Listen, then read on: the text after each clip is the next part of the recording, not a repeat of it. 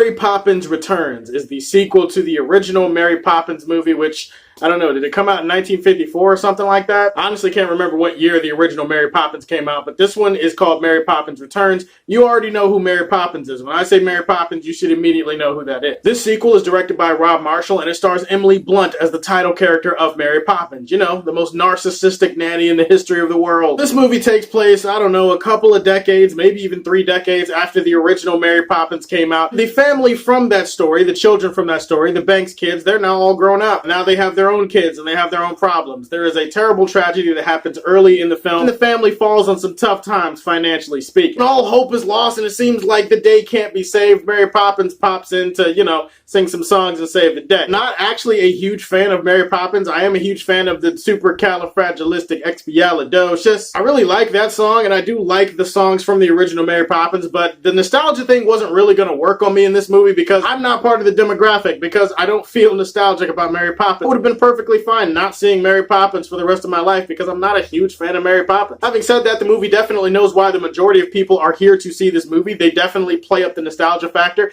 and they do a pretty good job of making you remember why you love Mary Poppins in the first place. Highlight of the movie has to be Emily Blunt. Emily Blunt is a fantastic actress. I really love this woman. Like, I love her as an actress. I love her in most of the projects that she picks. She really did a good job picking this project because it seems like she's perfect to play Mary Poppins. Every little mannerism and idiosyncratic act that Mary Poppins has ever pulled off in the original, she is that in this movie. That's what Emily Blunt is. She legitimately carries herself well in the film. She has a great magnetic presence that makes you want to watch her. She's also great in the singing scenes. The performances all around outside of Emily Blunt, I'd also say, are pretty good. So if you're looking for like acting and production value, this movie has it. This movie's gonna entertain you on that alone. Side note, and a little fun fact in case any of you didn't know this, Julia Andrews, who I believe played the original Mary Poppins way back in the day, was actually offered a part in this movie before it came out, but she turned it down, and instead she decided to voice some big, huge, scary sea monster in Aquaman. Now Aquaman and Mary Poppins are coming out in the same weekend, and the original Mary Poppins is actually in the new Aquaman movie, and there's a new Mary Poppins going up against the old Mary Poppins.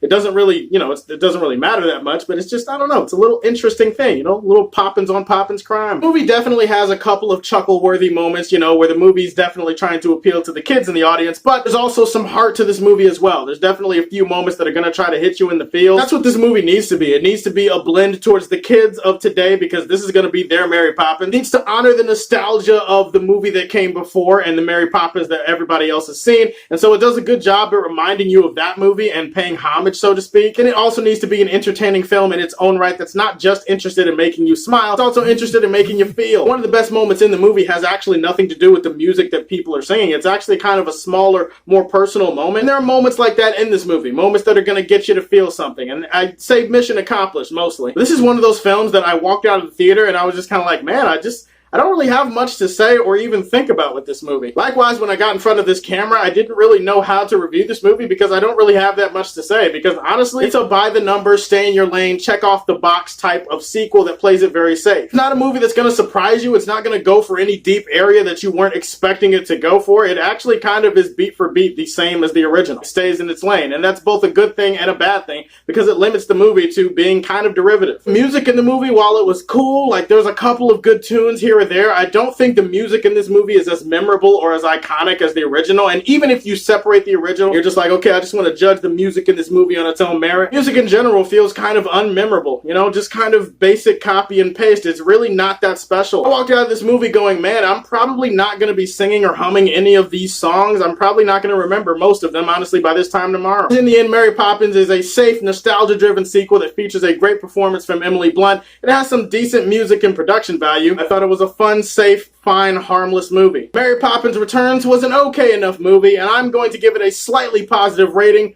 in the golden age for Man of Steel. Guys, those are my thoughts on Mary Poppins Returns. Have you seen the movie? What did you think about it? Tell me what you thought about it in the comment section below. Like and subscribe to the Superfan Show, and as always, if you like what you see, tell me how you feel, and stay tuned to hear more from the Man of Steel. Peace!